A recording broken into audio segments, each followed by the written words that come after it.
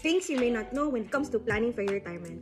Hi, I'm Rika Galawan and I'm back. Hi, I've been a life and wealth coach since 2014 and I'm going to share with you how I prepare my retirement. Number one, people don't understand that when it comes to retirement, they always think, ay, magtanong na lang ko. Ay, maato na lang ko sa probinsya para okay ra, farm life lang ko. Or ang uban, moingon lang gid gihapon nga, ay, okay ra ni ang pension gihatag sa SSS, okay ra ni ang pension gihatag sa ako ang company nga I've worked for 20 years. The reality is, there are three things that you need to prepare when you retire. Number one is your fixed expense.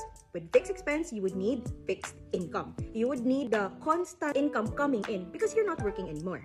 That could maybe suffice your pension, but you have not included inflation. Number two, your health fund. Right now, with PhilHealth, not really enough. And you have to understand that your HMO with your company is going to stop. So as early as building a health fund, you have to start while you're working. Ayaw mo sige agad nga na amoy HMO sa inyong company. Humanin nyo sa company, di naman ang mada. Number three, you have to remember that you would need a variable expense. I mean, come on, you retire to enjoy life. You want to travel, you want to maybe go around the Philippines if you want to, or if di kaganahan mo laag, pwede rasad nga mo explore ka sa iyong mga hobbies.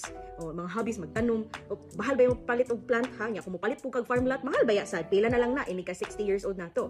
Because market value will always increase. So what am I trying to say?